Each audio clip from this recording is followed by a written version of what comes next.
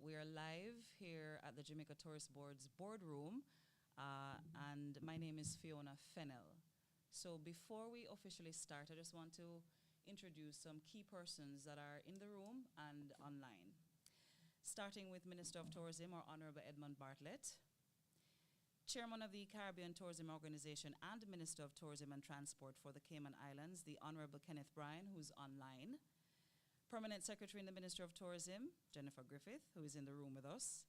President of the Caribbean Hotel and Tourist Association, Mrs. Nicola Madden Gregg, who joins us online. Dr. Talib Rifai, former Secretary General of the UNWTO, Chair of the ITIC, and co-chair of the Global Tourism Resilience and Crisis Management Center. Our Chief Technical Director at the Ministry of Tourism, Mr. David Dobson, who is in the room with us. Executive Director of the Global Tourism Resilience and Crisis Management Center, Professor Lloyd Waller, who joins us online. Executive Director of the Tourism Enhancement Fund, Dr. Kerry Wallace, here in the room with us. Director of the Tourism Linkages Network, Mrs. Carolyn McDonald-Riley, who's here with us. Mr. Omar Robinson, Head of the Knowledge Network of the Tourism Linkages Network, is also here in the room with us. Members of the media, specially invited guests online, thank you so much again for joining us. And I am going to ask Mrs. Nicola Madden Gregg, sorry to just pounce on you immediately, to bring her remarks. Good morning, everyone. Honorable Minister Edmund Bartlett, Minister of Tourism and co-chair of the Global Tourism Resilience and Crisis Management Center. Honorable Minister Kenneth Bryan, who is the chair of the Caribbean Tourism Organization, as well as Minister of Tourism for the Cayman Islands and Transport. Dr. Talib Rifai, as well as other government representatives, members of the media, ladies and gentlemen, good morning. I am particularly happy to be here this morning and pleased to lend our support to the official launch of the Global Tourism Resilience Conference. This conference could not come at a more critical time as we continue to recover from the most devastating event that has hit the world stage. And this once-in-a-lifetime COVID-19 pandemic has really shown how our industry can be resilient. There is a lot of learnings that came from this pandemic.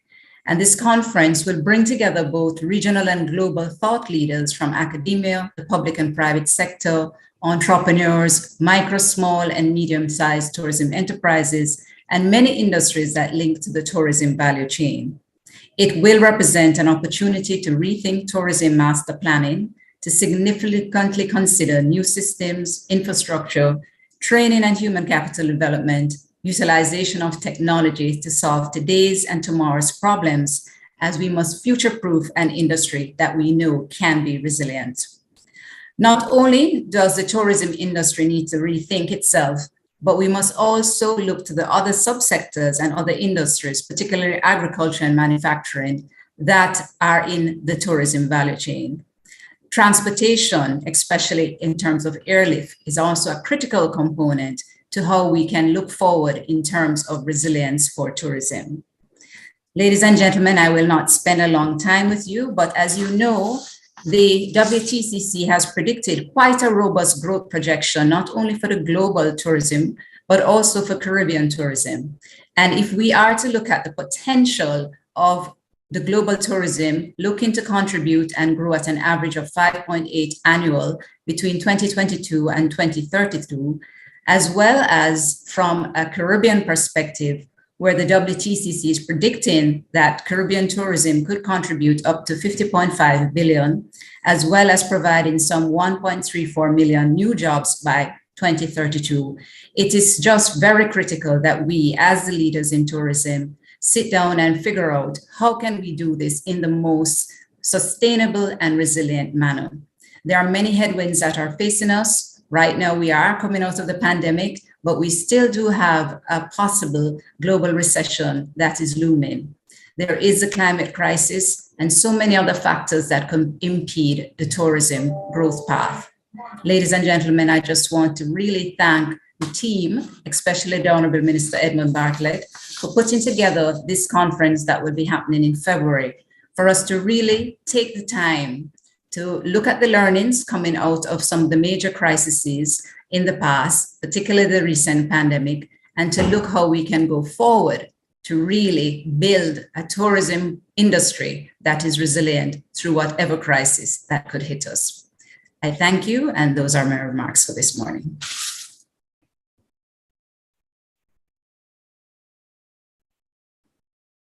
Madam Greg, I was just making a quick check if we had seen Dr. Rifai online yet. No? Okay, then I'm going to call upon Chair of the Caribbean Tourism Organization and Minister of Tourism and Transport for the Cayman Islands, the Honorable Kenneth Bryan.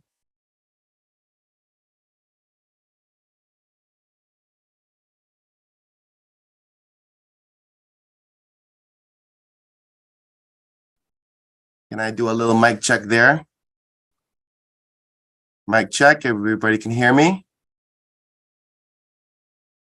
Yes? Good, all right.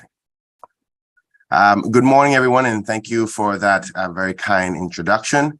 With protocol already being established, thank you for having me. As the chairman of the Caribbean Tourism Organization's Council of Ministers and Commissioners of Tourism, I welcome the opportunity to add my voice in support of the Global Tourism Resilience Conference, which culminates with the declaration and observation of the Tourism Resilience Day in February the 17th of this year. I would like to extend my much thanks to the Honorable Edmund Bartlett, the Minister for Tourism in Jamaica and founder and co-chair of the Global Tourism Resilience and Crisis Management Center, for inviting me to participate and share some thoughts on behalf of the CTO. Today's press conference, my apologies. Today's press conference focuses on a subject that is familiar and relevant to the region because we all can relate to the havoc and the destruction caused by the climatic events that we can neither prevent or avoid. Natural disasters, particularly from hurricanes and storms, appear to have increased in frequency and magnitude, and the threat posed by rising sea levels in our region continued to be constant. It is well documented that these types of events are largely due to the change in our climate. The unfortunate reality is the Latin America and Caribbean regions are among the most climate vulnerable regions in the world, placing at risk our natural-based attractions and our beautiful beaches that our people and in our tourism industries depend on. We are all dependent on the tourism for our economic well-being, and because it is a global industry that operates in such a dynamic environment with so many interconnected sectors, we're also vulnerable to the negative impacts caused by the financial and economic crisis, tourism, war, volcanic ash that grounds plains on a regular basis, and diversity of health risks and diseases. Although we cannot prevent the natural disasters, nor equally devastating global disruptions that impact our region, we can and we must come together as one Caribbean to strengthen our response and resilience when these types of events occur. Without proactively being together in this regard, the variety, scale, and frequency of these disruptive events will continue to challenge the adequacy and availability of our natural resources. The most recent threat, the COVID-19 pandemic, has permanently changed the travel and tourism landscape. But the fact that we have successfully navigated through it to the point that our region of tourism is making a swift and strong comeback underscores the industry's resilience and ability to recover. During those uncertain times, unprecedented levels of cooperation developed out of necessity between governments and among the public and private sector organizations. These lessons learned can be applied to a variety of scenarios and must be consolidated to ensure that when the next crisis occurs, that we are in the best position possible to mount a coordinated and effective response. Consequently, the Tourism Resilience Conference presents a timely opportunity for us all as governments, policymakers, stakeholders within the region of tourism to collaboratively discuss issues that are central to the development of policies that will reduce our vulnerability. Additionally, it allows us to work together to ensure that the necessary resources and mechanisms are in place to ensure that our resilience against the economic shocks, disasters, and diseases of the future. Collaboration is key in this regard. And on that point about collaboration and strength in unity, I would like to take this opportunity to publicly welcome the United States Virgin Islands and Commissioner Joseph Busholte to the membership of the Caribbean Tourism Organization. This elevates our organization to a network of 25 Dutch, English, and French country members responsible for the development and the growth across our tourism product in the Caribbean. Welcome aboard, my brother. On behalf of the CTO, I offer my full support to the conference, and I strongly encourage all the regional ministers and directors of tourism and anybody involved to attend this very important forum. Knowing Minister Bartlett, I'm confident that the conference will not be a talk fest, but rather a gathering that will seek to advance these important discussions and identify concrete solutions to issues that are central to our economic and social well-being of our territories. I look forward to seeing you all there, and I thank you again for this opportunity to offer these short remarks.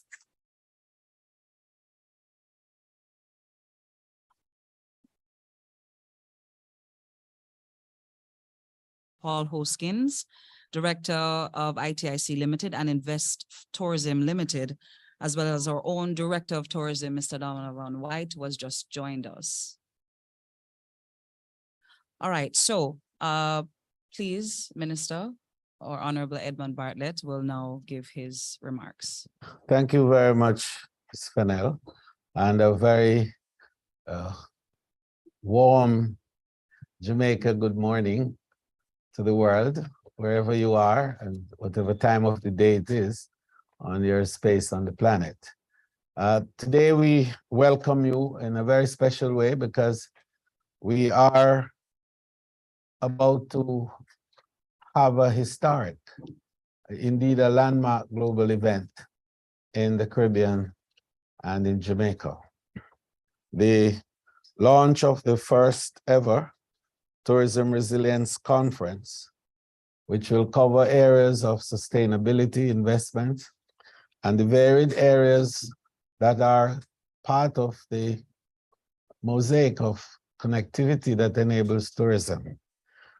Also a conference that will bring together aficionados and technical teams, as well as theoreticians, academics, ministers of government, investment gurus, as well as the regular and ordinary persons who are involved in this great industry called tourism.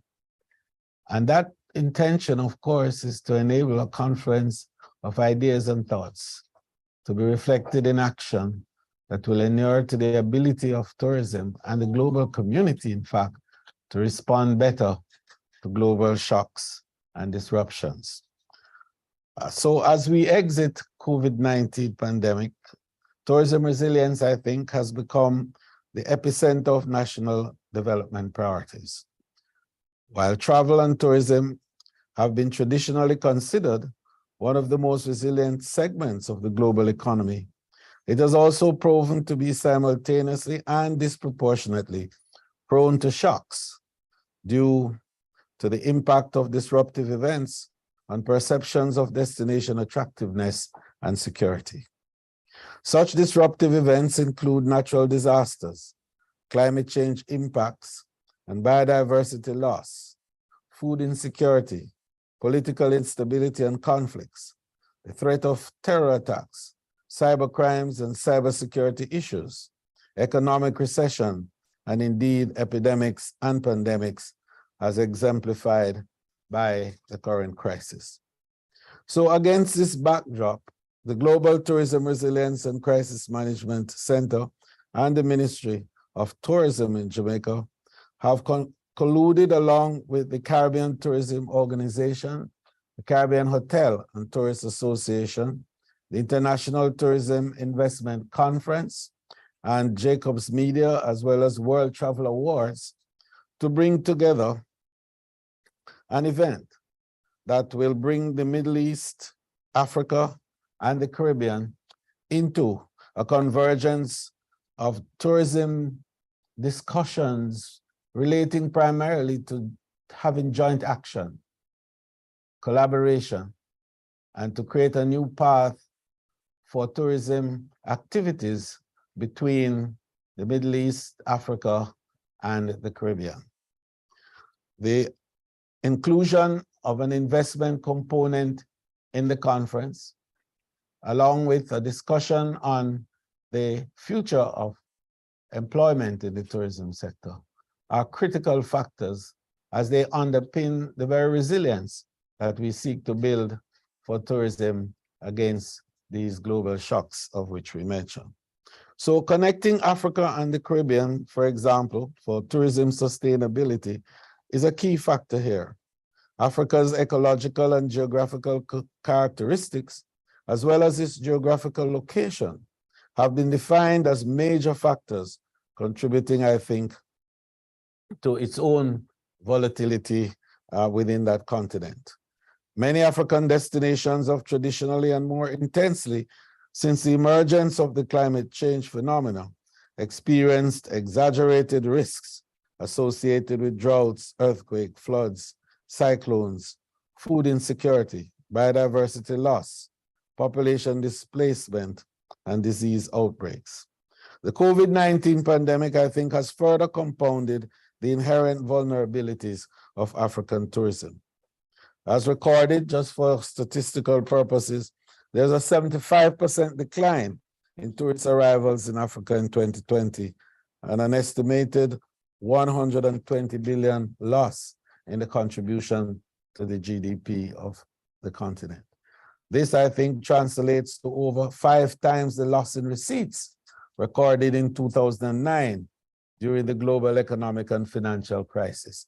And that's a very important point of reflection as we look to what could possibly be another crisis of that nature that the world might endure.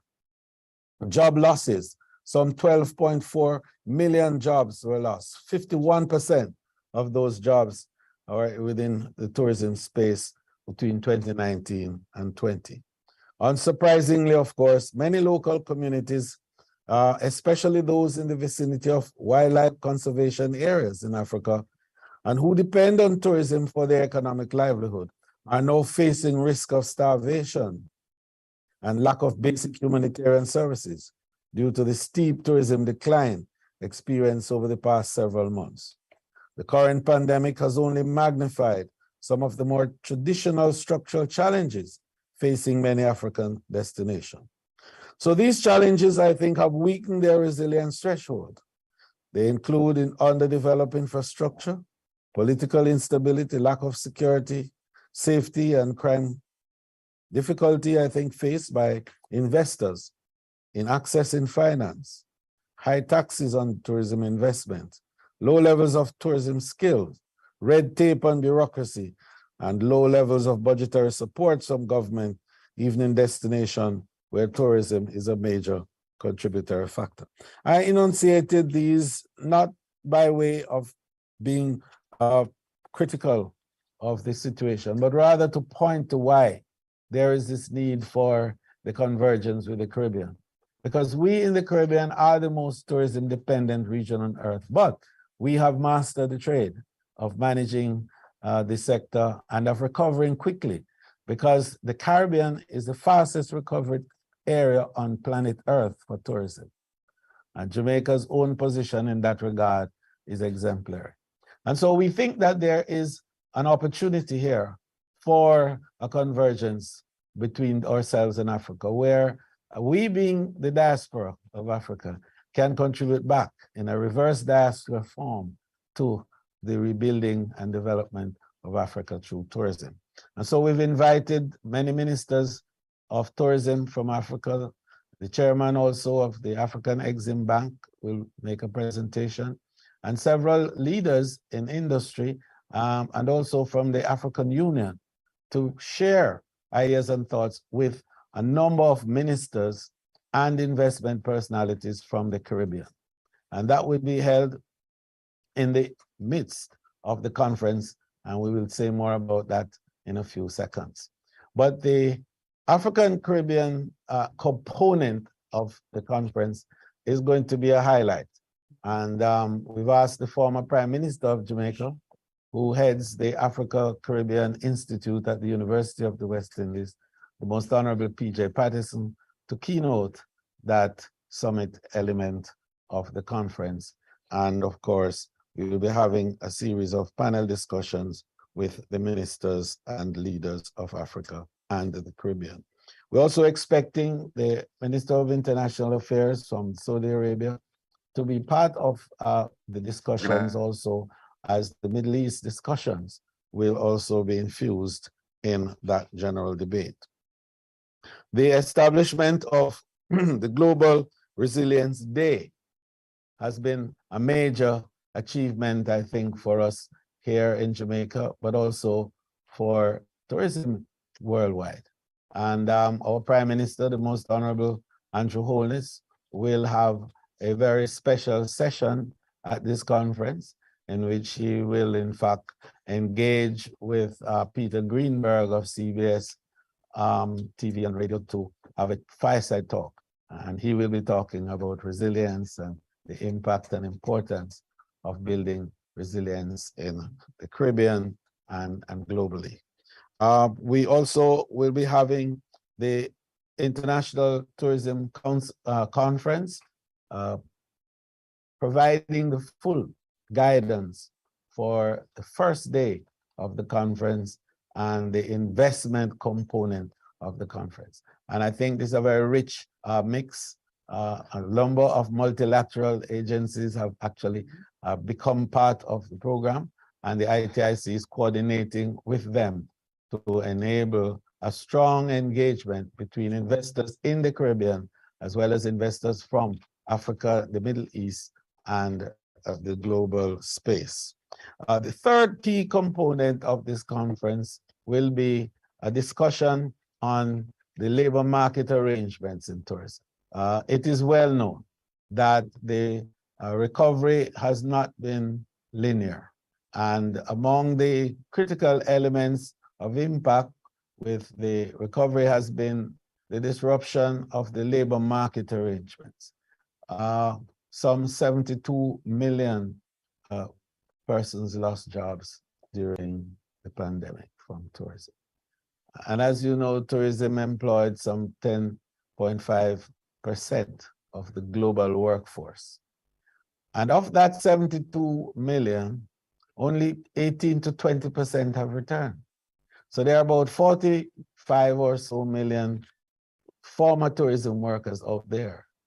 And we need to know exactly why they haven't come back. We suspect that the research has been done to determine what are some of the factors. I think McKinsey did some good work on that, and so did Boston Consultants and a number of international organizations. But it is important for tourism itself to take an introspection, to take a deeper look at why, what it is that our labor market arrangements composed of and why. Because the loss of what I call institutional memory is critical, especially to have a strong recovery. And therefore, we proposed for a new charter, something of a social contract, to be established globally so that there is a wider and broader appreciation and understanding of what it is that constitutes a workspace that will be optimal for tourism development and growth. Traditionally, we've been seen as an industry that has issues in relation to worker stability because we've been seen as seasonal. And so the workers of the industry have been brought into that seasonal stream. Contract arrangements, short-term contracts. And with it goes all the missing links of an environment that is conducive to the highest level of productivity and production and stability. And we need to make that change so that the recovery, to be strong and powerful, has to bring the workers along. And so out of a meeting in Nimes in France, I propose that we have a special discussion on the tourism employment expansion mandate. And the team has been set up with that acronym TEM, Tourism Employment Expansion Mandate. And so half of the first day's activity will be dedicated to a full discussion on how to enable not just the return of tourism workers, but the creation of the new skill sets of workers that are going to be required to take us into the growth era that is looming. And finally, the actual launching of the day, and the Prime Minister of Jamaica, as you recall, Most Honorable Andrew Holness, went to the United Nations and proposed that the UN adopt the proposal for Global Tourism Resilience Day to be celebrated and observed on the 17th of February every year, starting 2023. That resolution is now being put to the UN and it's getting endorsement from a number of countries already. So it will be on the agenda for UNCTAD, no doubt, UNGA, no doubt in September, and hopefully we will have it formally established. But in the interim, we start the process this year on the 17th of February, 2023, right here in Jamaica, so that the world every year after, on the 17th of February, will observe resilience, tourism resilience, and we'll look at tools that we could use. We'll examine procedures and practices. We'll look at new ideas that can be brought and innovativeness that can be instilled in the whole process of building a capacity to respond well and to respond in 5 key ways to disruptions. 1, to be able to track disruptions. 2nd, to be able to mitigate against disruptions. 3rdly, to be able to manage these disruptions when they come. And 4thly, to recover and recover quickly. And 5thly, to thrive after these disruptions. And so we look forward to a fulsome period, February 15th, 16th, and 17th, 2023, at the University of the West Indies in Jamaica. And we invite the world to join us online, virtually, along with the 40 or so international speakers and participants who will be here in Jamaica, along a number of our special guests from the region that will be invited as part of the local audience. This is an earth-breaking international event. We're excited that Jamaica is hosting this very important global activity, and we invite you all to share with us as together we chart a new path as we recover better and stronger in tourism from COVID-19.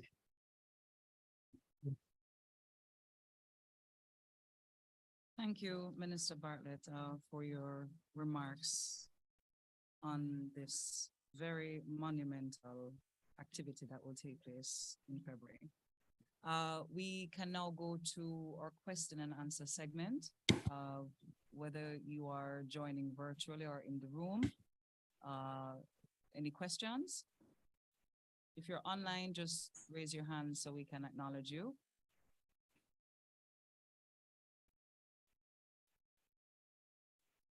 Yeah. Are you seeing anything in the chat?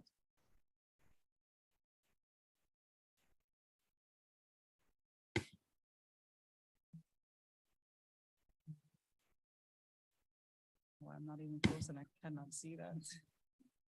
How many African ministers have accepted the invitation? Oh, I'm doing very well.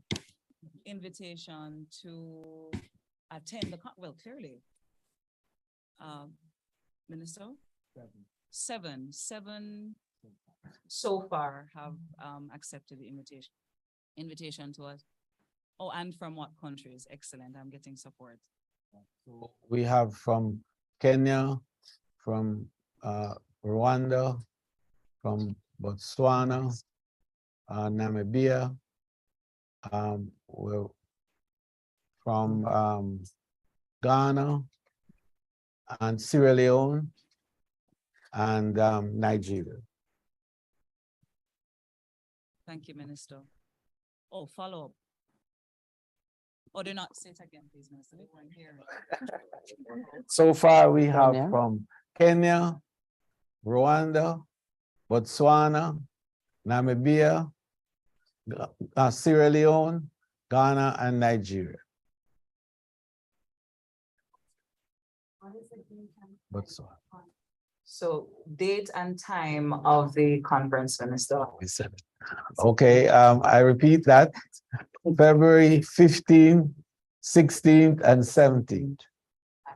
And we will begin at 9 a.m. on the morning of the 15th. And to repeat the location, it will be at the University of the West Indies in Mona, Jamaica. I'm getting anything else? In the chat?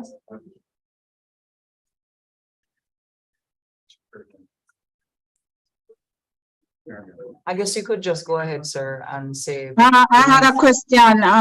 My hand has been up. I don't know if I just accepted to ask the question. Janet Silvero, Nina. Go ahead, Janet. Right. Thank you. Right. My second question outside of the African minister's question was, which ministers from the Caribbean will be in attendance? How many people are confirmed to attend the conference so far?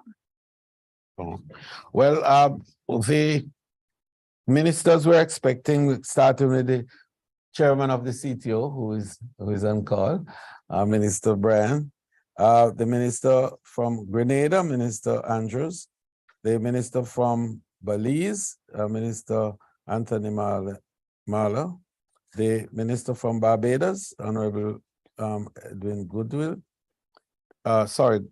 Ian Edgehill, the minister from Bahamas, we're expecting the Deputy Prime Minister Chester Cooper, and we are also expecting the minister from Guyana to join us in the occasion. Minister Brand, you might want to add to that because the CTO is very, very deeply entrenched. Yes.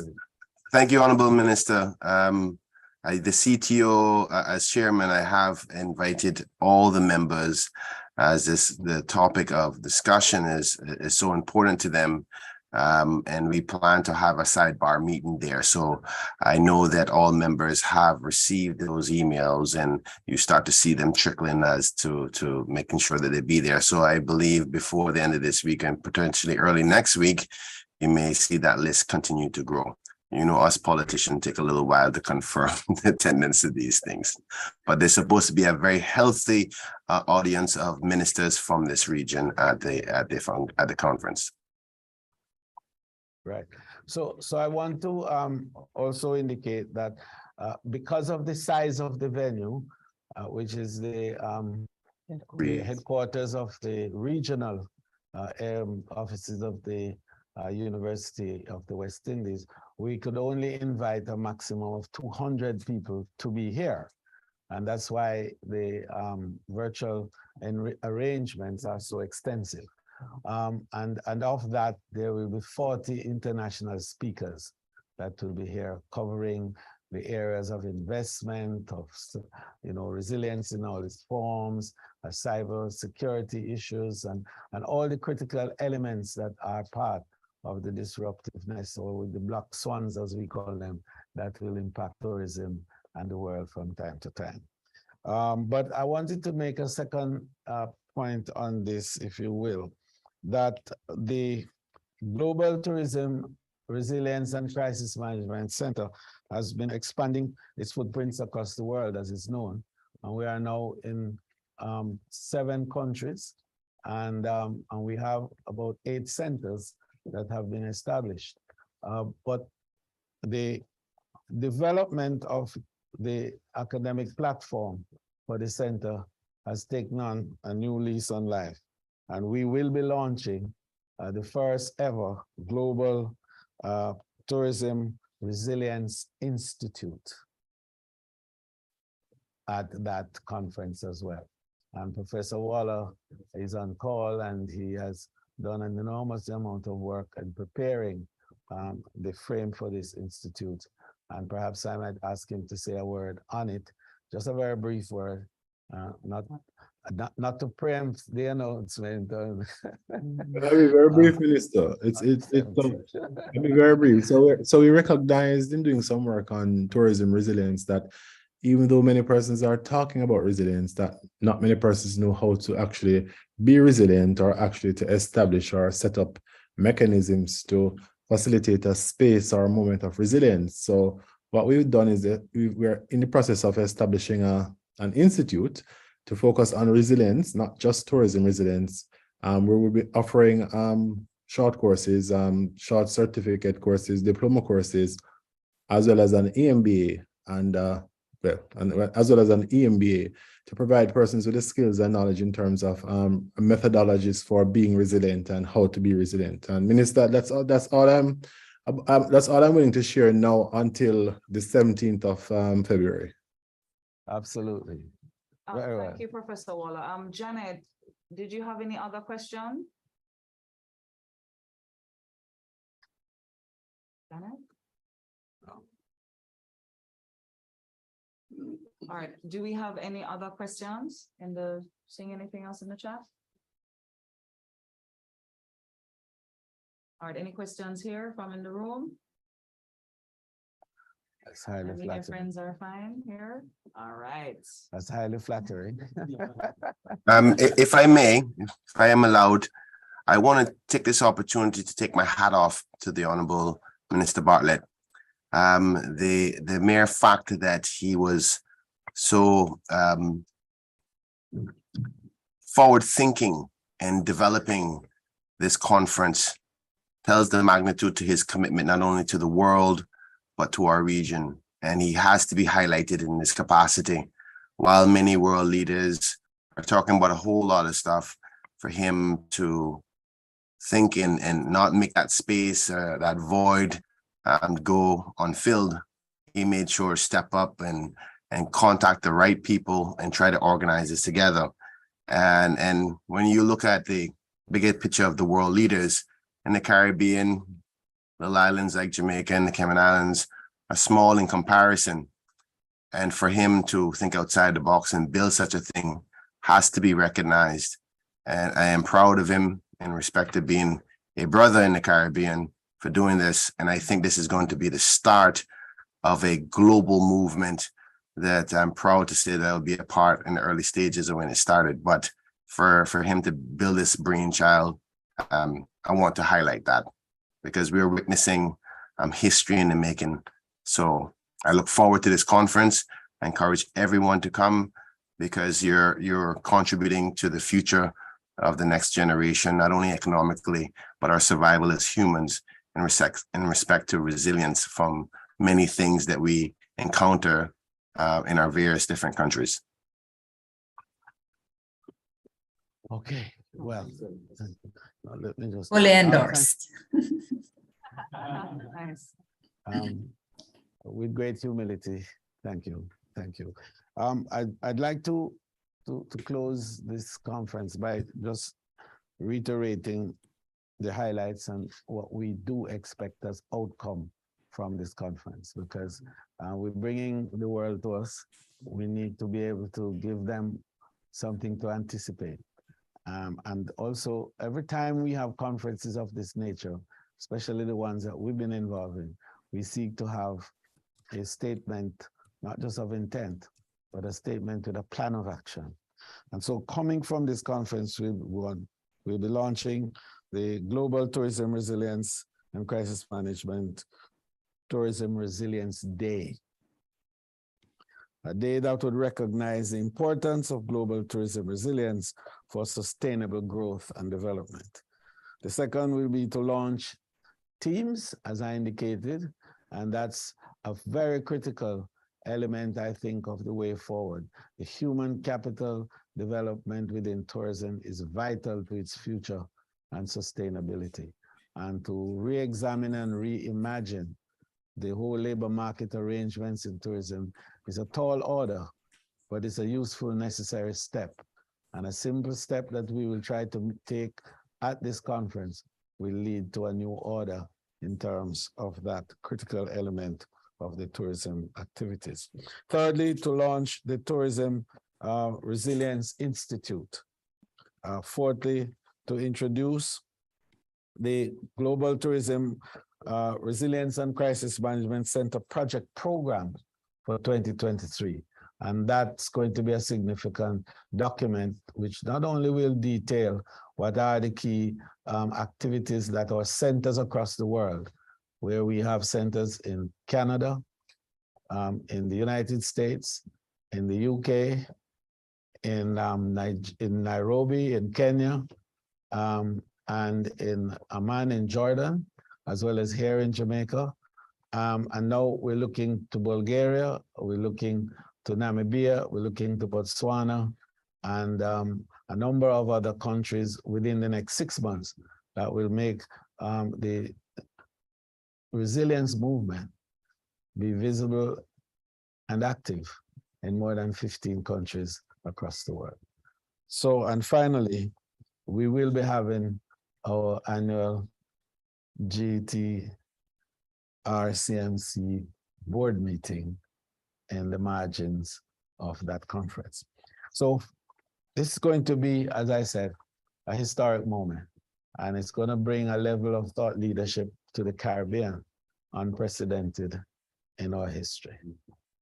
Thank you very much, and I look forward to seeing everyone, whether virtually, physically, or otherwise connected during those 3 critical days. Sir, quickly, just one more question we got online. Is there a cost to attend? Oh, no, absolutely no cost to attend. We are hoping that the tourism family will come together and ensure that we have a wonderful experience and that all the costs attendant thereto are taken care of. So it will be free for all. There's no registration fee. We will be establishing the platform, and everybody can go on the platform, connect with the link, and join us for the 3 days. Thank you so much, Minister. Thank you all for joining. We are officially at our close. For more information, I would recommend that you go to our website, which is gtrcmc.org. So thank you again, everyone. Enjoy the rest of the day.